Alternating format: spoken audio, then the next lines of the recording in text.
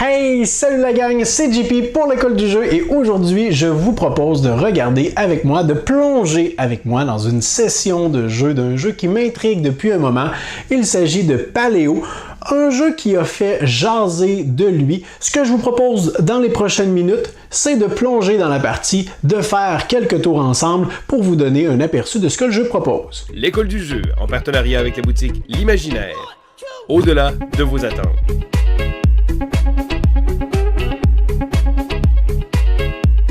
Alors nous voici présentement installés devant notre partie en solitaire de Paléo. D'ailleurs, ça m'amène à vous parler d'un détail qui est affiché sur la reliure de la boîte. On nous indique 2 à 4 joueurs. Eh bien, sachez, mes chers amis, que même si le fameux chiffre 1 n'est pas indiqué sur la boîte, il est possible, tout à fait possible d'y jouer en solitaire. On ne fait que simuler tout simplement une partie à 2 joueurs. La gestion n'en est pas complexifiée d'aucune façon. En fait, ça rajoute un petit peu de planification et de réflexion dans nos choix, mais le jeu se gère très bien ainsi. Alors oui, il est parfaitement possible de jouer à Paléo en solitaire. J'ai présentement les éléments de jeu mis en place pour notre partie d'aujourd'hui. Et puisqu'il existe plusieurs modules, des nouvelles cartes également qu'il est possible de débloquer, c'est difficile pour moi de déterminer qu'est-ce qui est un divulgachage, puisqu'il y a des cartes qu'on ne voit pas à notre première partie, qu'on va pouvoir intégrer par la suite et avoir la surprise de ces cartes lorsqu'on les verra pour la première fois. J'ai donc décidé de mettre en place la partie, la configuration de base, c'est-à-dire celle d'introduction avec les cartes de base, les cartes basiques, avec le module A et B également. Je crois qu'il existe les modules A, B, C, D, E, F, G, H, I, J. Je crois qu'il y en a jusqu'à J. Alors, je ne sais pas J, c'est la combienième lettre de l'alphabet, mais il existe près d'une dizaine de modules qui vont venir un peu modifier quelques opportunités que vous aurez en cours de partie. Dans chaque partie, on choisit 2 modules. Alors, j'ai choisi le A et le B, et on fabrique nos paquets, on prépare les éléments, on mélange certaines cartes également, et par la suite, on est prêt à commencer. Alors, j'attire votre attention sur tout d'abord les inventions auxquelles on a accès en début de partie. On a toujours les 3 inventions standards, soit la torche, le silex, ainsi que la lance, et pour le module B, on nous indique qu'on commence également avec les connaissances nécessaires pour savoir comment construire une hutte, une tente. Alors, il nous faudra au moins 2 icônes d'ingénieurs. Je ne sais pas vraiment si on peut parler d'ingénieurs à l'époque des hommes des cavernes, mais 2 icônes de construction, 2 rondins et 2 fourrures. Et on a toutes ces autres inventions qu'il sera peut-être possible d'intégrer en cours de partie si jamais on a de brillantes idées. Nos compagnons de départ, alors là, vu qu'on simule une partie à 2 joueurs, c'est comme si j'avais le premier joueur en haut et le deuxième joueur en bas. Ça représente en fait 2 groupes d'hommes des cavernes. Donc ici, on a le... D'ailleurs, j'ai le jeu en anglais. Pas beaucoup de texte sur les cartes. Très peu de texte, des icônes qui parlent et qui sont auxquelles il est facile de se référer. Alors ici, j'ai le Gatherer, donc le cueilleur, le Crafter, celui qui aime construire, le chasseur et ainsi que le soldat. Chacun avec des points de vie différents, des icônes passifs également auxquels on aura accès en cours de partie. Et on a nos 2 personnages ici qui commencent la partie avec un objet en leur possession. Donc, on a une torche qui pourrait être utilisée une seule fois. C'est un objet à utilisation unique. Même chose pour la fourrure également. La torche qui va nous donner de la perception et la fourrure qui va nous permettre de prévenir un dégât et non pas de se guérir. De l'autre côté, j'ai mis en place les 2 cartes secrets. Alors, on a le secret 1 et le secret 2, des cartes qui apparaîtront peut-être en cours de partie selon les choix et les opportunités qu'on aura.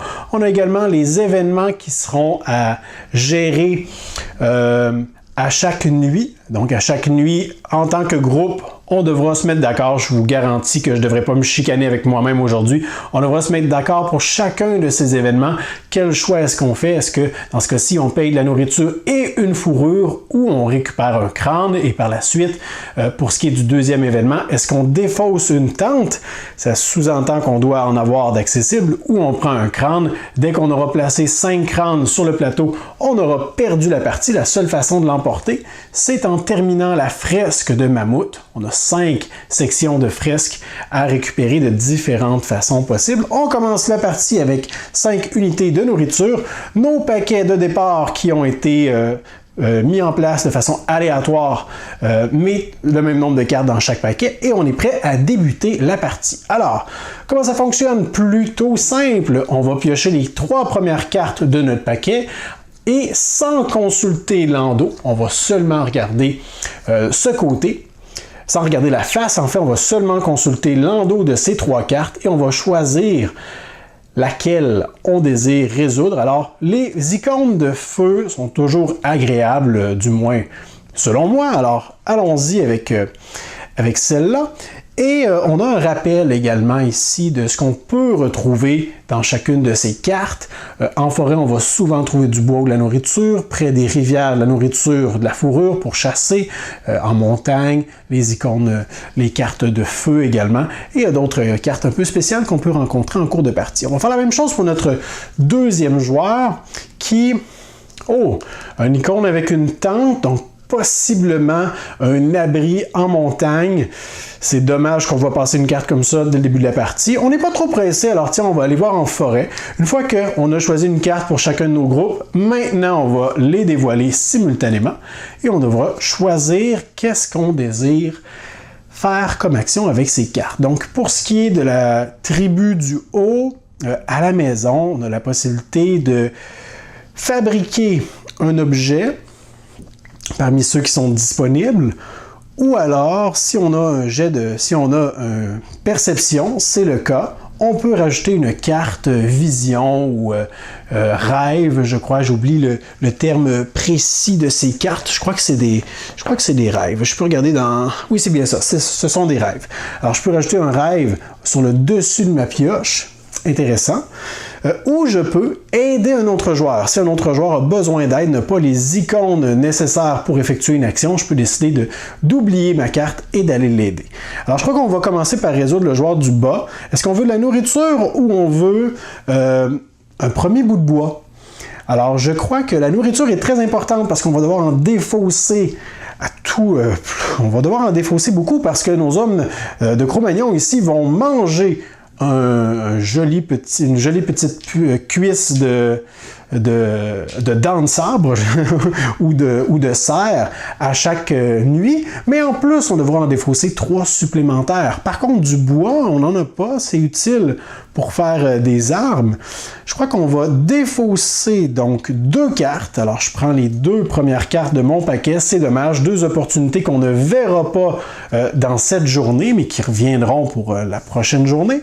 On les met ici face cachée et on va récupérer un rondin qu'on met disponible dans nos ressources. Alors ça, c'est résolu. On met ça maintenant ici, face visible, puisqu'elle reviendra également lors de la prochaine journée. Et maintenant, sachant qu'on a accès à un rondin, peut-être qu'on voudrait fabriquer une torche. Mais je crois qu'aller récupérer un rêve, c'est vraiment très fort en début de partie, surtout que peut-être qu'on va le voir souvent. Alors je vais utiliser ma perception pour aller récupérer une carte de rêve que je vais placer sur le dessus de mon paquet. On a résolu notre événement et c'est pas plus compliqué que ça. On va répéter le même exercice, c'est-à-dire que je vais consulter les 3 premières cartes de ma pioche. Oh, on a des événements négatifs qui s'en viennent et on va en choisir un. Alors je crois que je vais de façon totalement relaxe choisir la montagne et tiens, allons voir qu'est-ce que ce rêve cache. Alors on peut retourner nos 2 cartes. Donc, pour ce qui est ici de notre rêve, eh bien, on a accès maintenant à des marchands, si on veut, des gens qui sont intéressés à faire du troc avec nous. On peut donc payer n'importe quelle ressource parmi les 3 ressources de base et en récompense, on va récupérer les 2 autres. Hey, un 2 contre 1, c'est très bien. Alors, je crois qu'on va donner une cuisse de poulet. On va essayer d'en récupérer autrement. Et on va donc récupérer les deux autres ressources en contrepartie, un rondin, ainsi que une petite pierre. Alors ça, c'est résolu. Quoique, avant de résoudre, on aurait très bien pu regarder, est-ce que mon partenaire aura besoin d'aide? Mais ce n'est pas le cas ici. Alors, je défausse ma carte. On a trouvé une caverne abandonnée. Ça, c'est intéressant. On a deux choix. On peut décider de... puisque c'est une carte rouge, on est contraint de résoudre la carte. On ne peut pas l'ignorer. Habituellement, avec les cartes standards, on peut décider de ne rien faire et de seulement la défausser. Mais ici, on est contraint de choisir une des deux actions. On peut défausser une torche et détruire la carte. Non, je ne veux pas dire la déchirer, ni la manger ou la brûler, mais l'envoyer au cimetière. Donc, elle ne reviendra plus de la partie. Pour avoir accès à une nouvelle invention, une nouvelle idée. Ça, c'est intéressant. Ou alors, beaucoup moins intéressant, je peux décider de me blesser en explorant la caverne abandonnée et donc subir une blessure. Puisqu'on a une torche, c'est sûr qu'on va faire l'action du haut. Si on n'avait pas eu de torche, on aurait été contraint de subir la blessure puisqu'on n'avait pas le nécessaire pour nous éclairer dans la caverne et on s'est blessé. Alors, je me débarrasse de la carte, je me débarrasse de la torche également, qui retourne dans la réserve et on va avoir une nouvelle idée. Alors, pendant l'exploration de cette caverne, on a eu une brillante idée. On a eu l'idée de construire une hachette. Intéressant en jumelant un bout de bois avec un silex aiguisé. Alors, ce sera une nouvelle opportunité pour nous. Donc, maintenant, on a la possibilité de construire les hachettes. D'ailleurs, normalement, toutes les nouvelles inventions vont être placées sur ce joli support, vont être en suspension ici avec les jetons qui sont là, mais puisque on a une vue présentement de haut, je crois que ça va beaucoup mieux de vous disposer les cartes comme ceci. Alors, pour fabriquer une hachette, il nous faudra un silex ainsi qu'un bout de bois, et non pas une roche et un bout de bois. Intéressant. Je ne l'avais jamais construit encore, celui-là. Alors, voyons voir nos nouvelles opportunités. 3 nouvelles cartes. Et là, on commence à avoir des cartes d'événements négatifs. Alors, en fait, c'est rarement positif. Mais ça peut nous donner quelques avantages et on n'a pas le choix parfois de les affronter. Donc, je crois qu'on va aller à la rivière. Peut-être qu'on aura l'occasion de chasser, qui sait. Et une autre carte feu, on va la récupérer. J'aime bien les cartes feu et les opportunités qu'elles nous donnent. Alors, voyons voir. Est-ce qu'un des deux joueurs aura besoin d'aide? On aurait très bien pu ici décider d'aider notre partenaire pour chasser le sanglier, puisqu'il nous faut un minimum de 3 lances. On en a seulement 2. Donc, ce joueur-ci ne pourra pas réussir à chasser le sanglier. Peut-être qu'il va nous aider à la place. Par contre, on n'a pas vraiment besoin d'aide. On a 2 possibilités. On peut essayer de construire quelque chose ou alors on peut décider d'aller chercher des nouveaux membres à notre tribu. J'aime beaucoup l'idée d'avoir des membres supplémentaires dans notre tribu. En même temps, j'aimerais bien construire un silex pour éventuellement construire notre tomahawk, notre hachette. Je crois qu'on va commencer... OK. Alors, je vais construire quelque chose. Je vais utiliser la roche qu'on a là, le caillou, pour aller récupérer le silex. Alors, le silex n'est pas à utilisation unique, c'est-à-dire que je vais pouvoir bénéficier de son avantage tout au long de la partie, à moins de m'en débarrasser volontairement. Donc, notre événement est résolu. Malheureusement, impossible pour nous de chasser le sanglier. Alors, on se débarrasse de cette opportunité. Il vient de nous filer entre les jambes. On va y aller avec cette carte. Et ici, on va voir les possibilités. Je crois qu'on va aller... On va retourner à la montagne. Pourquoi pas? Alors, prenons notre temps. Une petite marche de santé. Alors... 2 événements plutôt semblables. Ici, on a l'opportunité de se débarrasser de 2 cartes. Donc, on prend 2 opportunités. Ça représente le temps qui passe. Donc, il y aura 2 opportunités qu'on ne verra pas, mais on pourrait récupérer un caillou. Ou alors, même chose pour récupérer une fourrure. Et en bas, on a... dommage! Si on avait inversé les cartes, on aurait pu en bénéficier en haut. Si on a 2 icônes de travailleurs ou de construction et qu'on se débarrasse de 2 cartes, on peut récupérer 2 cailloux. je crois que c'est intéressant. Les cailloux, j'aime bien ça. Les fourrures, ça va être utile à la fin de notre manche pour, oui, s'en débarrasser, mais également pour construire les fameuses huttes. Alors, je crois que notre joueur du bas va premièrement se débarrasser de 2 cartes pour récupérer un caillou. Alors, on va tout de suite récupérer le caillou, on va se débarrasser de la carte, et maintenant, on va défausser 2 cartes. Le problème, oh là là! Oh! Bon, alors trop tard, j'avais oublié qu'on avait 2 cartes rouges en dessous. Normalement, c'est une information qui est pertinente à connaître, parce que pour chacune des cartes rouges que vous allez défausser sans les résoudre, vous allez devoir subir une blessure. Alors, on a 2 blessures à subir et on ne peut pas les répartir entre les membres de notre tribu. On doit choisir un représentant qui va subir toutes les blessures. Alors, heureusement, notre soldat est encore vivant. Il est certainement pas très fort, mais il peut marcher encore. Et pour ce qui est ici du joueur du haut, je crois qu'on va se débarrasser de 2 cartes. Donc, 2 opportunités en moins. Et est-ce qu'on veut un caillou ou une fourrure? Je crois qu'on va prendre une fourrure et notre joueur du haut sera le responsable de construire une tente le plus rapidement possible. Maintenant, est-ce qu'on va en forêt? Je crois qu'on va aller... On va aller à la rivière en espérant trouver un peu de nourriture. On veut de la nourriture supplémentaire. Et en haut, on va aller à la montagne. Alors, allons-y. On a donc... Oh là là! Oh là là! OK. Les rôles sont toujours inversés pour l'instant. Alors, on a un sanglier qui est pris, probablement le même sanglier de tantôt qui s'est évadé et qui est resté pris dans des rondins.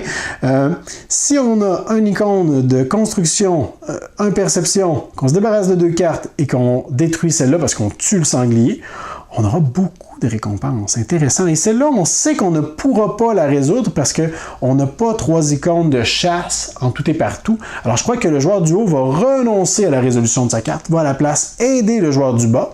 On peut donc utiliser ces icônes. Il a une construction, il a une perception. Le joueur du bas, et non pas le joueur du haut, va se débarrasser de 2 cartes. Le sanglier est maintenant vaincu. Et en contrepartie, on va récupérer 2 cuisses de sanglier. Alors voilà, ainsi qu'une fourrure. Alors maintenant, on a presque le nécessaire pour passer à travers nos 2 événements. Il ne nous resterait qu'à combiner nos fourrures pour récupérer une tente. Et on a pratiquement la nourriture nécessaire aussi. On a 4 bouches à nourrir. Il nous en faut 3 pour cet événement. Continuons. Je crois que le joueur du bas se sent olé olé. Il va affronter un événement négatif. Et le joueur du haut... Oh, le problème, c'est que si je vais résoudre cette carte et qu'on me donne la possibilité de jeter de nouvelles cartes, je n'aurai pas le choix de jeter 2 cartes rouges, ce qui peut faire très mal. On va donc... Oh, le problème, c'est que là, on ne pourra pas aller aider notre compagnon. C'est pas grave, alors j'y vais, le tout pour le tout. Voyons voir. Oh non, oh non. OK, alors le problème, c'est qu'on a 2 cartes rouges, c'est-à-dire qu'on est tous les 2 prisonniers avec notre rencontre. Le loup solitaire ici, pour le vaincre, ou en fait pour l'amadouer, parce qu'on pourrait aller récupérer un jeton loup, on doit avoir une perception, on n'en a pas, ou se débarrasser d'une torche, mais on n'en a pas non plus. Pas le choix, on doit donc subir 2 blessures et ça va faire mal, les amis. On doit tuer l'un de nos personnages. On va donc tuer notre soldat puisque c'est lui qui est le plus amoché. Donc, notre soldat vient de périr. La carte est donc envoyée au cimetière. Mais bonne nouvelle, on a une bouche de moins à nourrir à la fin de la journée. Mais là, maintenant, on vient d'être affaibli. On vient de perdre un icône. Et j'aurais très bien pu, c'est vrai, dire « je me débarrasse de ma fourrure pour annuler une blessure ». On en aurait eu seulement une à infliger. J'aurais pu la mettre sur mon chasseur plutôt que sur mon soldat. Alors qu'en haut ici, on doit avoir 3 perceptions pour éviter le serpent vlimeux. malheureusement, on est loin d'avoir 3 perceptions, on pourrait ajouter un rêve. On n'a pas le choix, on doit s'infliger 2 blessures. En fait, on a le choix. Comme je le disais, je pourrais décider d'utiliser mes 2 fourrures en protection, mais les fourrures, on veut les conserver parce que les crânes nous rapprochent de la fin de la partie. Quoique, parfois, vaut mieux prendre un crâne et se garder bien équipé. Maintenant, je crois que nous allons... un mammouth. Alors ça veut dire qu'il y a probablement une grosse source de nourriture de ce côté, mais malheureusement, on n'est pas assez équipé. Donc, on va prendre ça ici. Et pour ce qui est de la carte du haut, je crois qu'on va tout simplement aller chercher un feu aussi. Advienne que pourra. Dévoilons nos 2 opportunités à la maison. Et à la maison, 2 fois la même carte. Est-ce qu'on veut des nouveaux compagnons ou on veut construire quelque chose? Alors, je crois que quelque chose qu'on veut construire en priorité, comme je le disais tantôt, c'est notre hachette. On va donc se débarrasser de notre silex, se débarrasser d'un rondin, récupérer un silex, et maintenant, en tout temps, le joueur du haut bénéficie d'un icône de construction supplémentaire et d'une lance. Alors ça, c'est résolu. Pour ce qui est du joueur du bas, malheureusement, on n'a pas de silex pour faire la même chose. Oh, et là, on aurait pu construire la tente. J'espère qu'on aura d'autres opportunités de construire des objets. Parce qu'on a seulement qu'une fourrure. Et je peux pas avoir d'idée. C'était pas tout à fait la même carte. Je n'ai pas non plus le symbole de construction pour avoir une nouvelle idée. C'est dommage, on aurait dû avoir les cartes inversées. Alors, on ne peut rien faire avec ça. C'est pas grave, elle va revenir lors d'une prochaine journée. Voyons voir, est-ce que je me sens d'attaque pour une rencontre?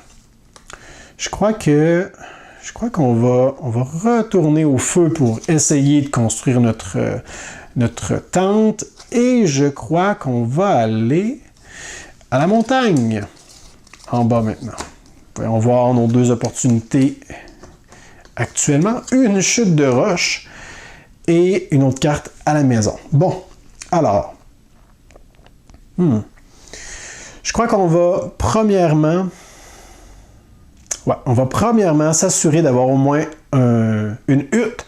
Alors, on va construire, on va jumeler nos 2 fourrures pour construire une tente qui ne nous donne absolument rien. La seule chose à laquelle elle sera utile, pour l'instant du moins, parce qu'on n'a pas vu de carte qui nous demande d'utiliser des tentes, ce sera de la défausser à la fin de la journée. Et une partie peut durer un nombre de journées indéterminé jusqu'à temps qu'on obtienne la victoire ou qu'on obtienne la défaite.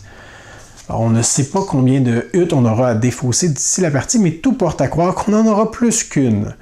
2 jets de perception, ce n'est pas le cas. Alors, ça va vraiment pas bien pour notre joueur du bas qui est sans cesse la cible de différents événements néfastes. Alors, on s'en débarrasse même pas.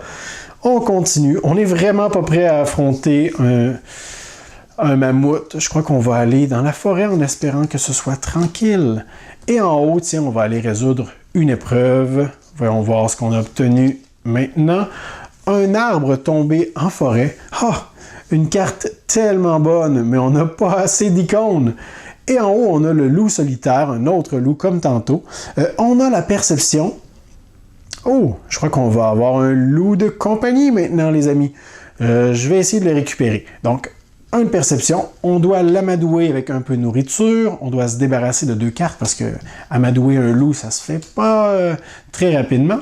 On se débarrasse maintenant de la carte et on a maintenant attiré un loup dans notre tribu. On a donc une unité de perception supplémentaire. On voit que la tribu du haut performe un peu mieux que la tribu du bas. On va donc se débarrasser d'une seule carte. De toute façon, ça ne me dérange pas trop. Habituellement, les cartes de mammouth, ce sont d'immenses créatures, des mammouths très gros, féroces, qui nous demandent d'avoir parfois 5, 6, 7, 8 lances, ce qui n'est pas le cas du tout présentement.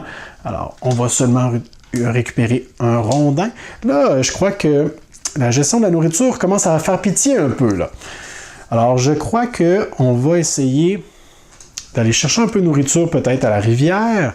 Et en bas, pourquoi pas... pourquoi pas la même chose? Alors, voyons voir. En haut, une biche et en bas, un bison. OK. Alors, et malheureusement, individuellement, on ne peut rien résoudre parce qu'on a seulement une lance, on nous en demande 4. Et en haut, on a seulement une lance, on nous en demande 2. Bien qu'on ait la perception. Alors, la tribu du bas va renoncer au bison, qui reviendra plus tard, et va décider d'aider, comme l'indiquait le dernier icône de la carte, d'aider le joueur du haut. On va donc ajouter son icône, une lance, 2 lances, une perception. On se débarrasse de 2 cartes. Oh, 2 mammouths en moins. Oh, un rêve. Et on va se débarrasser de la biche, puisque, eh bien, vous l'avez deviné, on va la tuer pour s'en nourrir. C'est ça, hein, les hommes des cavernes.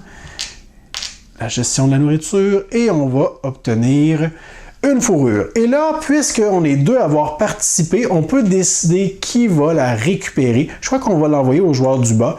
À la limite, pourra s'en servir pour se débarrasser des blessures éventuelles dont il pourrait être la cible. On va retourner à la rivière et on va aller voir quel est ce fameux rêve. Donc, retournons. Oh, une carcasse de bison. Et les chasseurs étrangers, qui viennent d'autres tribus. Une carte de l'un de nos modules qui va nous donner accès à un secret. Alors, comme tout à l'heure, le loup qui s'est évadé, que finalement on a réussi à récupérer plus tard, notre bison qui s'est enfui a sûrement rencontré quelque chose qui était mieux équipé que nous pour en venir à bout. Maintenant, on a la possibilité de se débarrasser de 2 cartes et de la carcasse pour récupérer une unité de viande et une fourrure. Alors bon, une carcasse de bison déjà grignotée, c'est moins efficace un peu qu'un bison bien portant. Et nos joueurs du haut, on peut se débarrasser de nourriture et se débarrasser de la carte pour aller chercher la carte secret numéro 1. Je crois qu'on serait un peu stupide de ne pas le faire à ce moment-ci. Alors on va se débarrasser de cette unité de nourriture. J'espère qu'on ne sera pas dans le pétrin. Pour l'instant, ça va. Pour l'instant, ça va. Et on va aller récupérer la carte de secret numéro 1. Alors, lorsqu'on récupère une carte secret, on la dévoile et on la lie aux autres joueurs.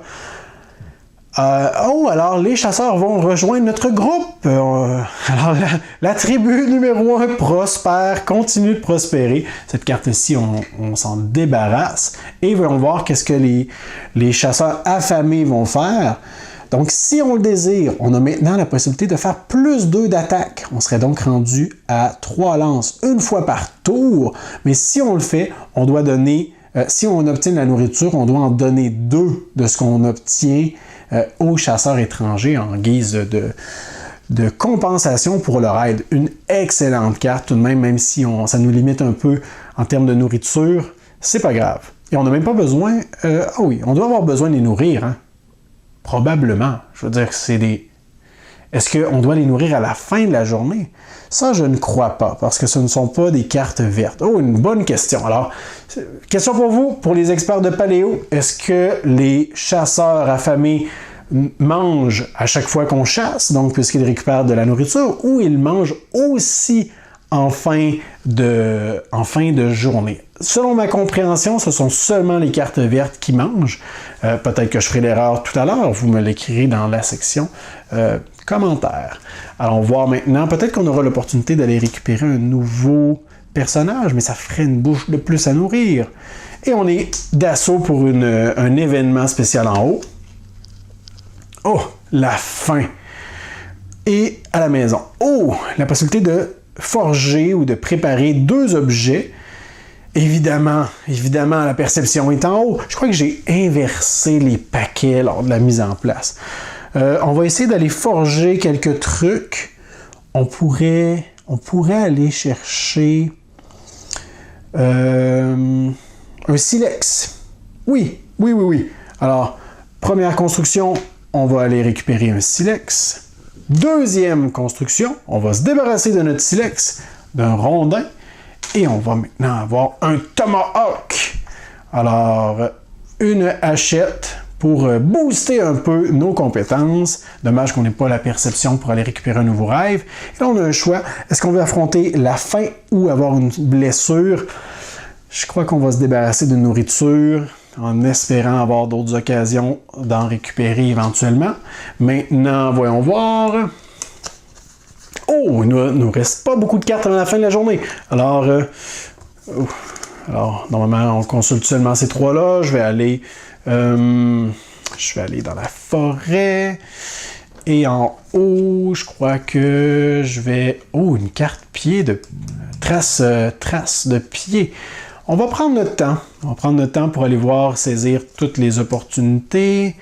Des petites racines médicinales ou un dodo. Ah, c'est sûrement les hommes des cavernes qui ont causé l'extinction des dodos. Alors, on a tout ce qu'il faut pour se débarrasser du dodo, pour aller récupérer de la nourriture. Donc ça, c'est vraiment intéressant. Les carottes roses ici, qu'on peut récupérer puisqu'on a les icônes nécessaires, vont nous donner accès à cet objet sans qu'on ait besoin d'avoir la carte, qui, eux, contrairement aux fourrures qui nous permettent de prévenir des blessures, les carottes vont nous permettre de guérir. Alors, on peut retirer des blessures déjà infligées. Très fort, quoique je ne veux pas me débarrasser de cette carte. Trace de pied, je sais pas qu'est-ce que ça représente. En même temps, si je m'en débarrasse, elle va revenir dans un prochain tour. Et les carottes pourraient m'être très utiles pour guérir mon personnage. Je crois que je vais récupérer les carottes. Donc, à plus tard, carte trace de pied. J'ai les icônes nécessaires. Je me débarrasse de la carte. Je récupère des carottes. Et est-ce que je bénéficie de son effet tout de suite ou j'attends? Le problème, c'est que si j'attends et que je dois subir 2 blessures, je vais devoir tuer l'un de mes personnages sans avoir la possibilité de me guérir, à moins d'utiliser une fourrure que je n'ai pas. Ou alors je l'utilise tout de suite pour enlever toutes les blessures. Je crois que c'est ce que je vais faire. Bon, je gaspille une guérison, mais c'est pas grave. Je vais donc requinquer mon travailleur et le joueur du bas va manger du dodo ce soir. Donc, on se débarrasse de 2 cartes puisque ça prend du temps de se débarrasser d'un coco. D'un coco. D'un dodo. Et ça va nous donner 2 nourritures. Maintenant, je crois que le joueur du haut est prêt à affronter une épreuve. Le joueur du bas... disons que oui. Allons-y. Alors, ça va vraiment pas bien en bas. Et en haut, pour la première fois, ou peut-être la deuxième, en haut, les serpents sont vraiment tannants. Ils nous demandent d'avoir une tonne de perception. On en a seulement 2. On peut pas s'aider mutuellement. Un mauvais timing peut-être pour moi de choisir 2 cartes événements en même temps. Oh là là, ok. Alors, on va en bas régler cette carte-ci. On va utiliser une fourrure pour prévenir la blessure. On se débarrasse de la carte. Et en haut, le problème, c'est qu'on doit subir 2 blessures. Alors, bon, les carottes étaient excellentes, mais on est de retour à la case départ et on se débarrasse même pas à jamais de la carte. Le serpent va revenir encore. Mais là, on va devoir s'équiper en perception. Je pense qu'il y a 2 ou 3 serpents dans le paquet qu'on a vu passer jusqu'à présent. Peut-être aussi face cachée ici qu'on n'a pas vu. On peut jamais en être certain. Dernière occasion, on va aller à la rivière et je crois que je vais aller vous montrer la carte mammouth juste pour voir. Donc, on va en bas. Oh, justement, un mammouth solitaire. Et il n'y avait même pas de mammouth sur la carte. Alors qu'en haut, qu'est-ce qu'on a? On a un mammouth gargantuesque. Alors là, le mammouth solitaire nous demande d'avoir 4 lances. On en a 2.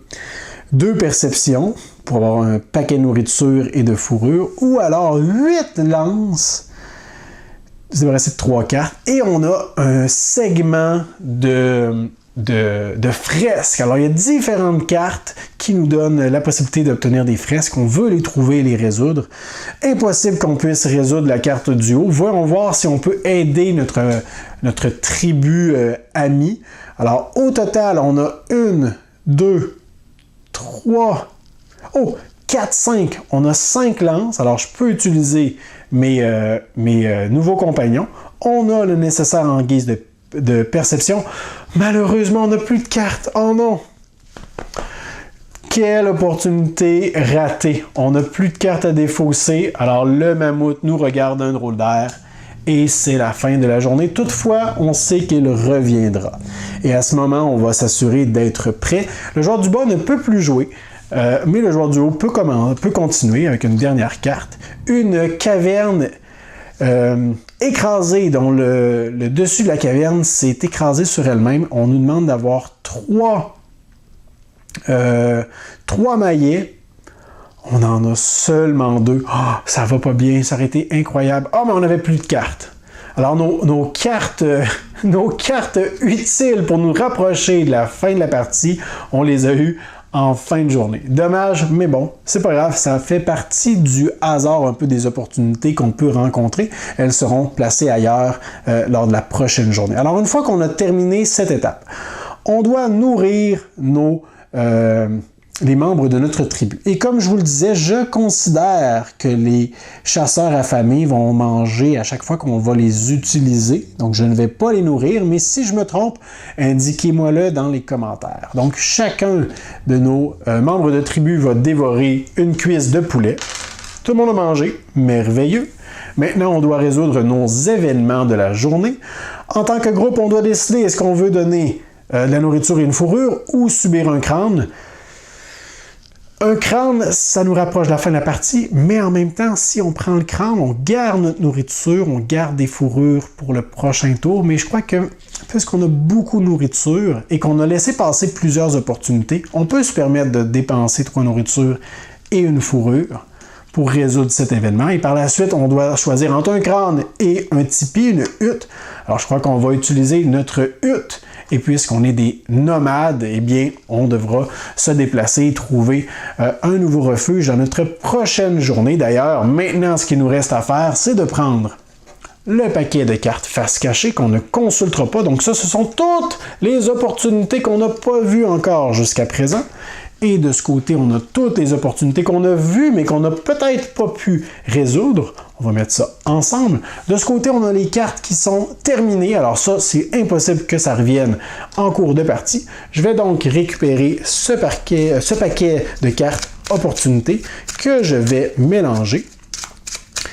Et je suis tout de même satisfait de l'avancement de nos recherches et de la gestion de nos opportunités pour ce tour, bien que j'aurais vraiment apprécié être capable de peindre une première section de la fresque pour vous montrer un petit peu l'utilité ou les opportunités qui peuvent nous y amener. Très content également qu'on ait découvert une invention lors de la première manche. Alors, une fois qu'on a bien brassé les cartes, on fait 2 paquets. Ils n'ont pas besoin d'être absolument égaux. On peut les mettre côte à côte et c'est pas plus compliqué. Et à partir de ce moment, on est prêt pour un nouveau tour. Et à partir de ce moment, je crois que vous avez vraiment un bon aperçu de ce que Paléo propose comme expérience de jeu. Alors voilà pour ce qui était de la présentation de notre session de jeu de Paléo. J'espère que cette vidéo vous aura été utile. J'espère qu'elle vous aura diverti. Laissez-moi vos questions, vos commentaires dans la section appropriée. Laissez-moi un pouce vers le haut. Considérez vous abonner à notre chaîne si ce n'est pas déjà fait. Et moi, je vous dis merci pour votre écoute. À la prochaine.